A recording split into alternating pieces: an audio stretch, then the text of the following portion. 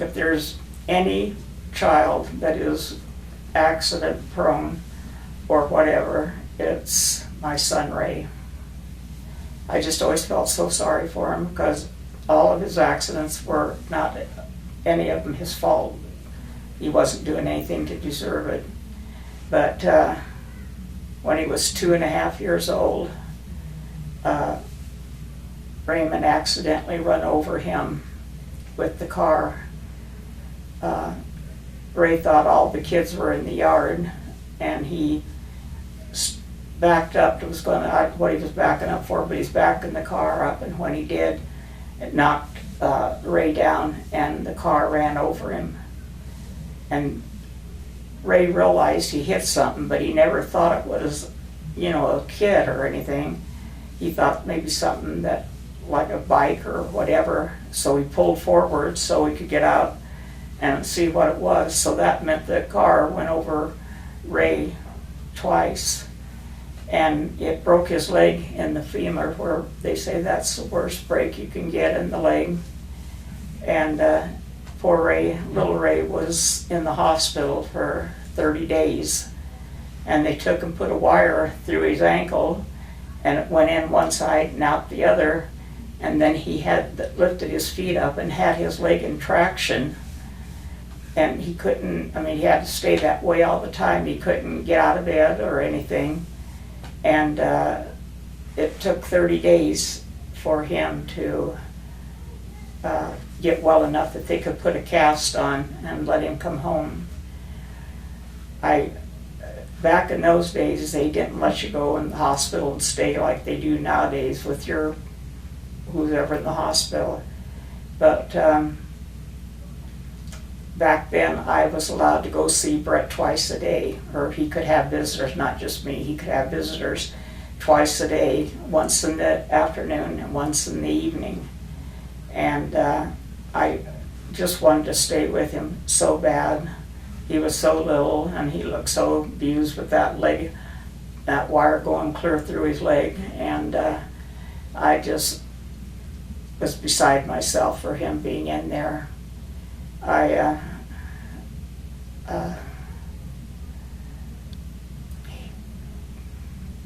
He would scream and cry when I'd have to leave each time I did.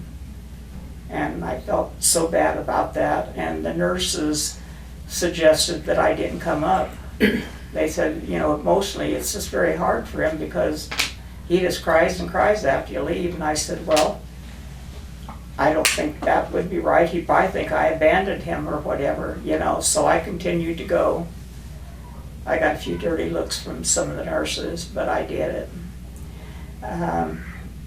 Like I said, Ray was in the hospital for 30 days, and when we finally took him home, the phone rang, and my phone was in the kitchen, and I went to answer the phone, and while I was talking on the phone, I had Ray on the couch.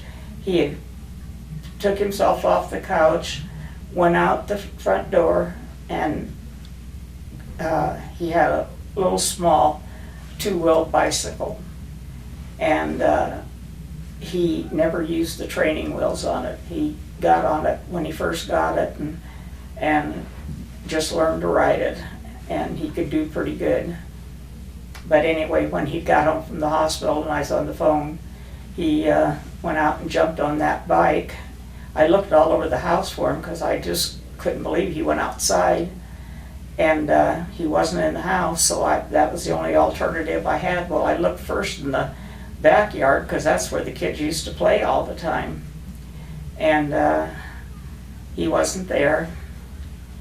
And so I went out in the front, and there he was riding down the sidewalk, that bike, that two-wheel bike, and he couldn't use the leg with the cast. He couldn't bend his legs, so he'd have to take his good leg and do it real hard, and then take his toe and pull the pedal up again, and then that's how he did it. Just kept going like that. So I thought, oh my gosh, I wonder if he could have broken something or hurt something and put it out of place or something. And I called the doctor, and asked if I should do anything or if I should bring him in for him to check him, and he just laughed. And he said, no, he won't do any damage that late, but you might be careful the other one that he isn't hurt. But we got a nice cast on it, so that isn't going to hurt at all. The next little accident that Ray had wasn't little, but it was an accident. Was my sister Flo was babysitting him. I worked at the telephone company for a time, and anyway, Flo's Mike and my Ray were chasing each other around in the house, making a circle out of it, and Elmer got worried that Ray was getting too close to him, and Ray had stopped, and not the part where you close the door, but where it's on its hinges. When the door's open, there's an opening there. I don't know how little Ray had his finger in there, but anyway, he got the tip of his little finger off, and back in those days, they couldn't hardly ever sew anything back on and it would work. But anyway, they wanted to take his whole finger off because they was worried about infection, and I said, no. I said, don't do that. And even as it was, Ray was very conscious of that little finger not being like everybody else's, and most of the time he'd always do this so people couldn't see his finger, and that always broke my heart. And let's see, his next accident was when we moved to Las Vegas.